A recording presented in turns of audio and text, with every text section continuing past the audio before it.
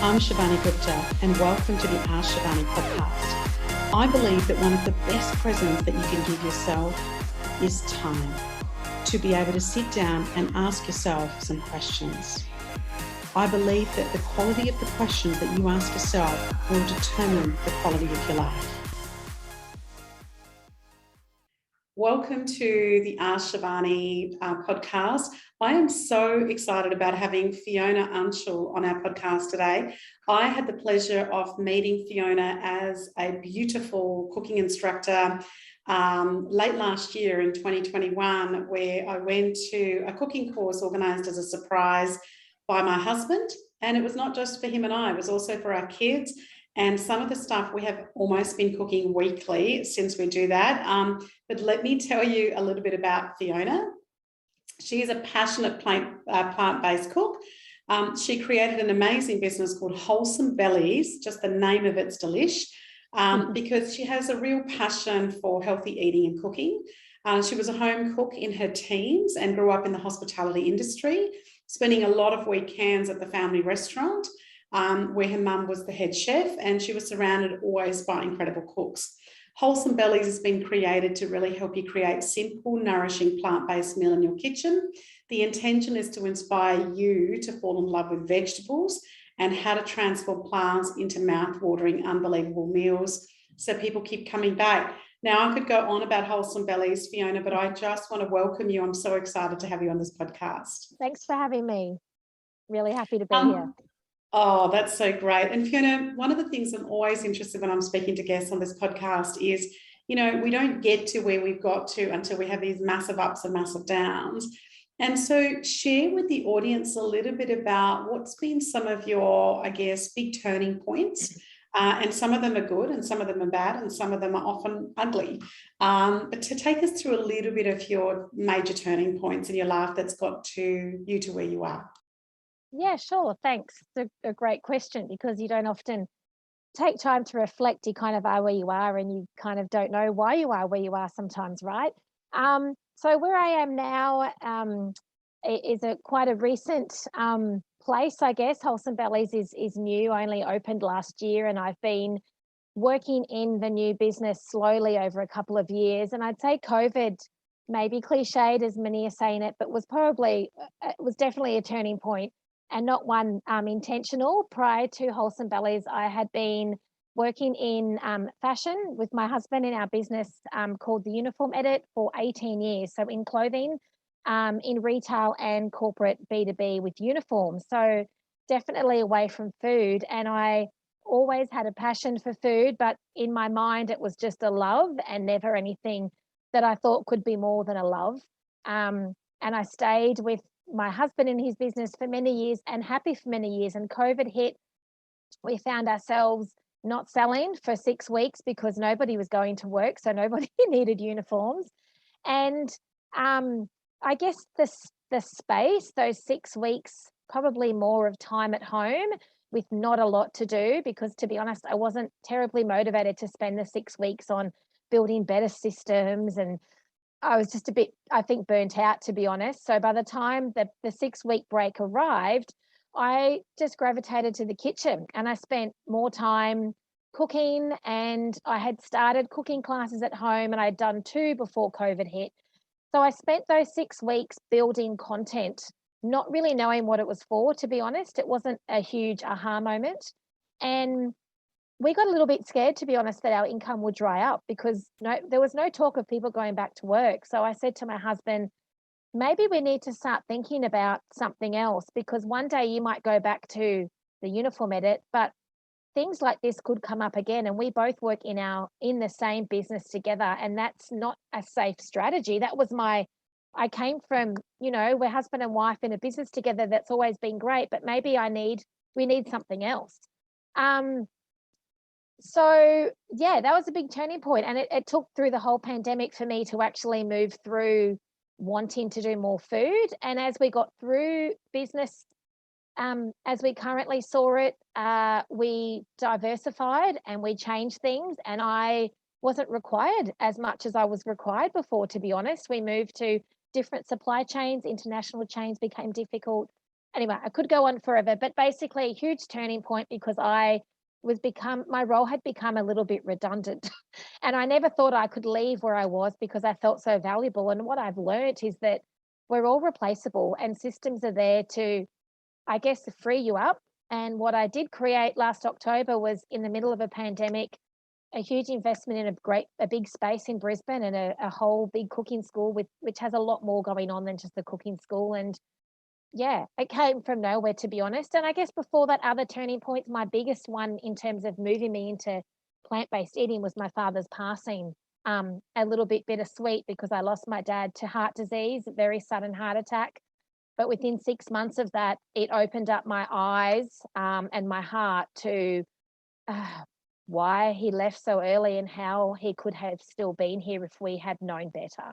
And I went vegetarian straight away, and then now vegan, and everything I do is about longevity, but not living a longer life just for the sake of it, but living a long life with quality. Being 80, my goal is to be 80 and still do a yoga pose and stand on my head if I can. Do you know what I mean? So there's many more, but that's such a good goal. Yeah, they're two pretty big ones, I guess, that have brought me to my passion with food, particularly plant-based, and in the business I am now is the pandemic and my father's passing. So two pretty difficult stages in our life, to be honest. Yeah. Yeah, and look, I mean, I only came to the cooking course recently, but I thought you'd had it set up for a lot longer. It was pretty schmick and pretty organised, and so you've only really been doing it a few months, but Yeah. also went big. Like, you didn't go, okay, well, I'll just start cooking classes from home. You obviously went, this is going to be a proper business, and set this up. Yeah, well, I Probably with dabbled in them at long-term. home for a little bit. I just did a one every few weeks, and the demand got stronger, and I think I just got confident that it was possible. And 46 now, so time's not ticking, but if I'm going to do something, it's now, right? I'm not going to do it in my 60s. Well, maybe, but who knows? I just felt, let's just go for it, right? Nothing to lose. And I think the pandemic, it was so dire, and in our head it was so difficult in business that I just don't think that, I think if I've done it now, the risk seemed less for some reason. I don't know why. That seems crazy, but I felt like we'd lost a lot already and there could be nothing really worse. I don't know why, but that's, my headspace was there. If not now, then it's never. Yeah, no, that makes Yeah. sense. And sometimes it's out of necessity, as you spoke about there, Fiona, as well. And so, when challenges come your way, and obviously a lot have through the pandemic for one of your businesses, you've then reinvented yourself and really gone down deeper into your cooking and your passion for cooking. But, some people have a process. Some people journal stuff. Some people deal with it. So as you face these, but also other challenges, do you have a bit of a process? I know you, sometimes speak about your key word for the year. Tell me more about that. Yeah, I guess for me, I've always been a curious person. Even as a child, I always questioned why. Like, why do we wear a white dress on a wedding day? Like, just questions like that. Why does the man have to do that and the woman doesn't? So I think curiosity is probably one way that I deal with challenges. When something comes up, the initial reaction is what it is, and it's fear and it's everything else. But then it's asking the question and being curious, for me, is maybe this has come about for a reason. Maybe there's something for me to learn here. So that's one way. Like with my dad, for example, why did he go? Like, why did he die? Like, what happened? I didn't sit in the blame. It was the doctor's fault. I had questions, and curiosity, I think, is what drives me to move through those challenges. And I'm just really big on getting to know myself better. I feel like we don't know ourselves well enough. So I've always dug deep in self-development. Tony Robbins, the Landmark Forum. I could name lots of different courses that I've continued on. Really crazy things like 7-day water fast, where you're so naked, I guess, because you don't have anything to hold on to emotionally, because you've just got water. There's no chocolate, biscuit and coffee to help pacify what's going on. So my water fast was a huge process and turning point, and I still find myself doing them for periods of time when I feel a little stuck, because I feel like they just help clear me. And I try and have a daily practice, and it changes. Some months I'm great, other months I'm not so great, but it generally starts with quiet time in the morning, so up before everybody else. So I've got 2 kids and a beautiful husband. But when they're up, the house is full. So I try and be up before them. And I practice in some form of meditation, whether I can fit in 5 minutes or 10 or 20. Sometimes it's quiet meditation. Some months I'll follow a guided program. Some months I may just listen to some sort of scripture for 10 minutes or some mantras, just changes. And I just try and move my body as many mornings as I can before I start my day. Yeah, it does change, right? Because we feel different things, and some moments we're less stressed. And when we're less stressed, I find I don't practice as often as I should. And then the stress arrives and I've got to get back to that meditation practice. It's a changing process, isn't it? Oh, absolutely. Absolutely. This wasn't going to be one of the questions I asked, Fiona, but I'm always fascinated by people that meditate, particularly as you've gone through so much change through COVID. Did the idea of taking this passion and turning it into a business come through some of those meditations, or did you use it to clarify whether you should do some of that, or was that just a knowing that you went, look, I've got this skill and passion, I'm going to do something about it? I'm always curious around that. Yeah, that's a great question. I've in the last 10 years, I have set up a number of different blogs for food, and they've all failed miserably. So I guess I always had a tinkling in the back of my mind that there was something for food, but I know now that fear stopped me. The fear of, I wouldn't even say the fear of failure. I think my biggest fear is actually succeeding, because then what do you do when you're successful? And it's a strange one. We all think we fear failure, but I know now that I fear success, and I fear shining brightly. I actually have a fear of being bright, which is crazy. So I've learned to give myself the permission to do that. And I think that's a slow process. But the biggest turning point for me was my water fast 3 years ago in Bali, where we literally water fast and we learnt about health and well-being. So that complemented that gave me the confidence that I knew plant-based eating was a great way to live. It's not for everybody, but I know that it is one great modality and one great way to stay healthy. And I got that confirmation through the learnings in that 7-day seminar while I water fasted. But during that process, I was introduced to rebirthing through an Australian guy called Michael Adamizes. And he, during our water fast, did intensive breathwork sessions where we did a process of breathing that goes for a solid hour and a half, where you just breathe, but very strong breath work, and it's called Rebirth. And through that process, I actually came away from Bali reborn, knowing that there was another purpose for me. And I knew that it was food in some way. I didn't know if it was a cooking school, but I knew it was food. And I went home and I started that blog again. And this time it actually flew. It was the blog that I now have. It's the business name. I called it Wholesome Bellies. Didn't know what it was, but I knew then that that was the right path. And I came home and continued rebirthing in Brisbane with a lovely lady called Briellen. And I did 10 weeks with her and continued. And I just freed up a lot of stuck energy that I had. That's the truth. And a lot of grief I had from my father's passing that I thought was gone, but it was not. It was still in me. Removing stereotypes on who I thought I should be, who my parents thought I should be. A lot of work. It was a lot of self-work, and it was hard. There were sessions where it was hard and I cried and it hurt, and I just wanted to go back to who I was. And I do feel reborn in a weird kind of way. I know that seems really strange maybe, but yeah. I don't think it's weird at all. And so where you are now, and obviously we've started off this year with the pandemic still around, will ebb and wave in terms of what occurs in our society and schools and organisations, etc. When you look into the future for you, Fiona, what are some of your aspirations? What are some of the things you go, and look, that might be a year out. For some people, it's a lifetime. Some people, it's 5 years. Whatever your future as you consider it, what are some of the things that you go, I would so love to do that, more of that or less of that, personally or business? Yeah. 2 years ago, I would have probably given you 55 goals.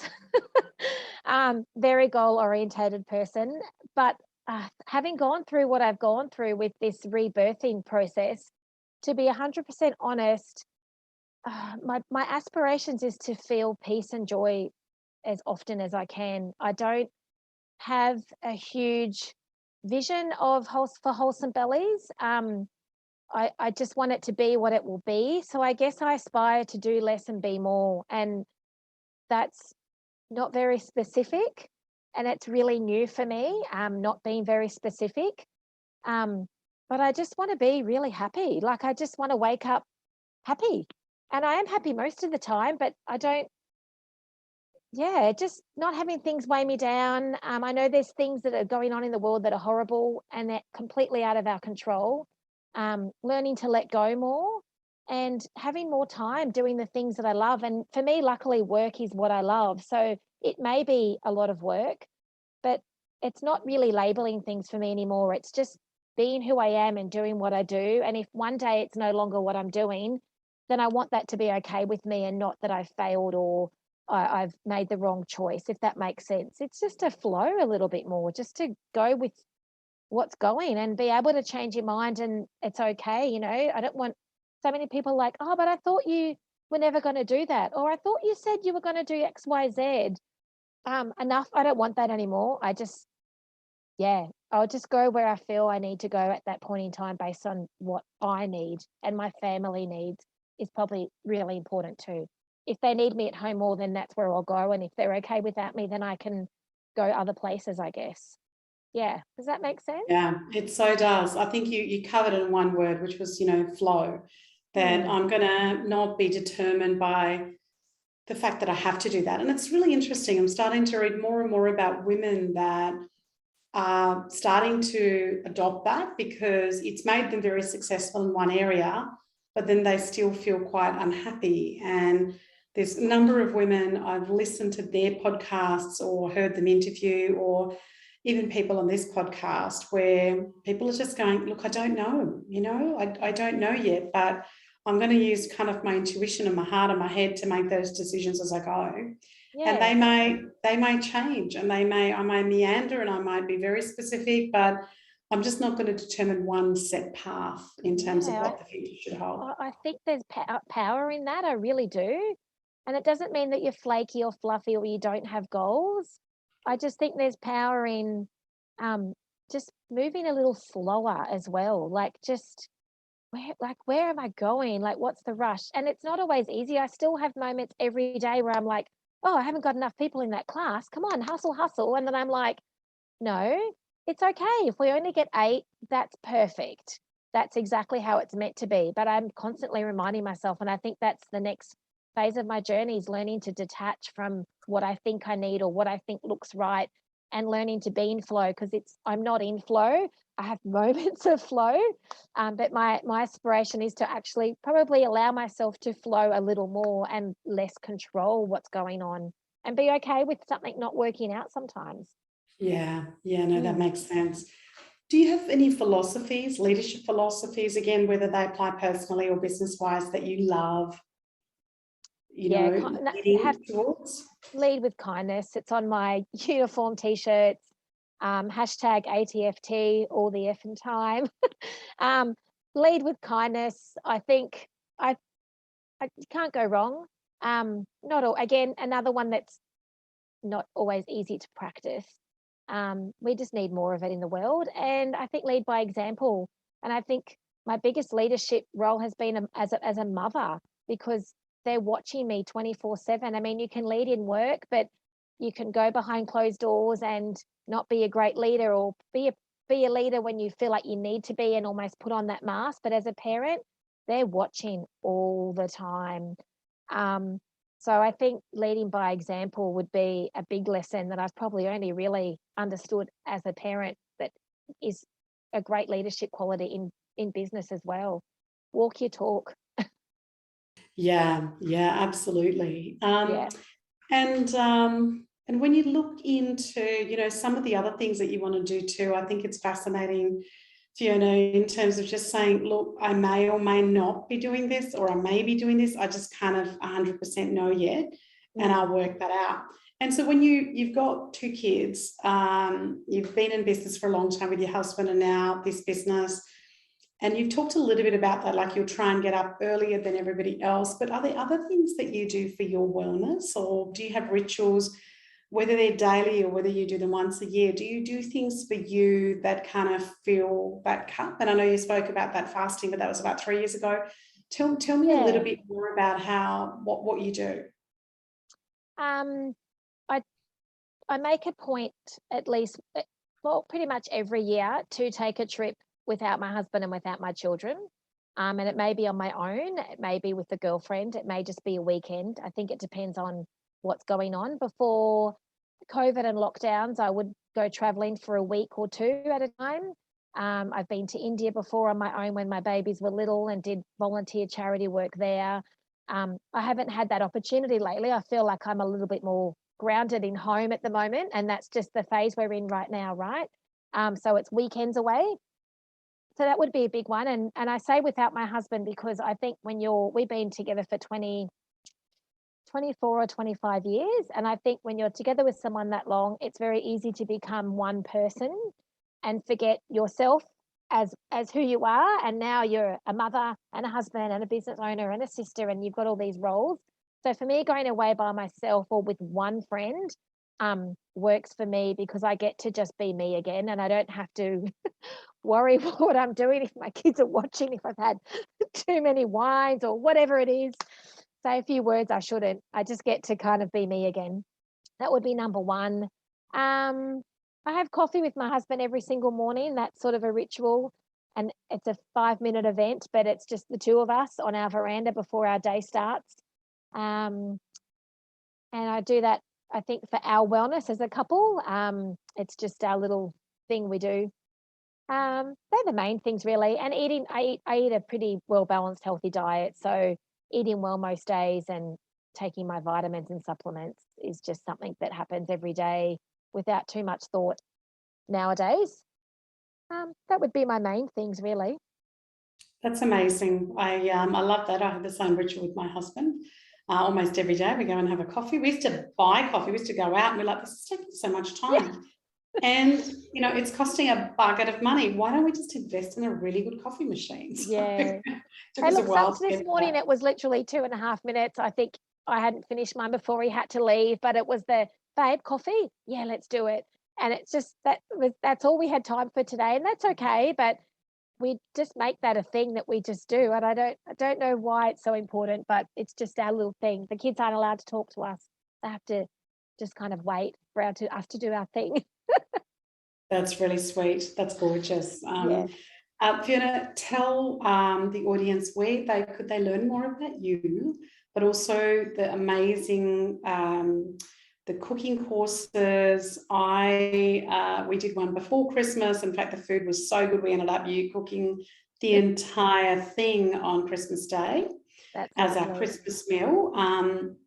And I think my husband's just given me a surprise as a Christmas present. I'm coming to another course on a different culinary experience next month. So I'm so looking forward to that. But if people want to find out more about you and the courses that you run, what's the best place to find you? Yeah, so they can visit me on Facebook or Instagram are the two social platforms. It's just at Wholesome Bellies.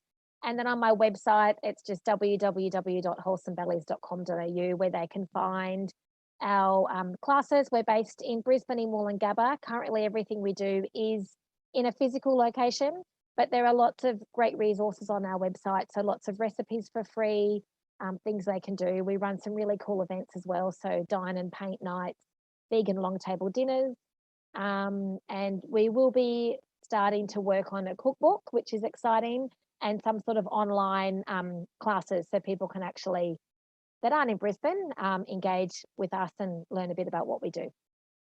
That's amazing, Fiona. I look forward to staying connected and learning more and applying that into me and my family from beautiful cooking, and it's been just such a pleasure having you on. And thanks for having me. And it was so lovely to meet all four of you. You have such a divine family. Your children are just a perfect example of incredible parenting and leadership, Shivani. Honestly, they're gorgeous. Oh, thank you, Fiona. I know that I don't feel like that all the time. Where you go, I'm sure that I'm stuffing up their lives, but it's so nice for you to acknowledge that. Do you know what? One little thing on that, at Tony Robbins' seminar, one thing he said once is, doesn't matter what you do, you're going to mess up your children. And I know that's really difficult to hear, but it's quite comforting knowing that You do your best, and your best is good enough. And I think that's just a huge lesson for all of us there, right, in everything. Yeah. Yeah. Yeah, absolutely. Thank you, Fiona, for being on today. My pleasure.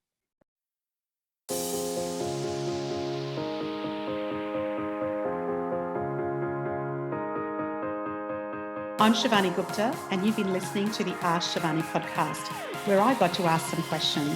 Thank you so much for listening. Please follow Ask Shivani on Facebook, Instagram, and LinkedIn. And if you haven't done so, please go to the Apple podcast and subscribe, rate, and review this podcast. It would mean a lot. Thank you.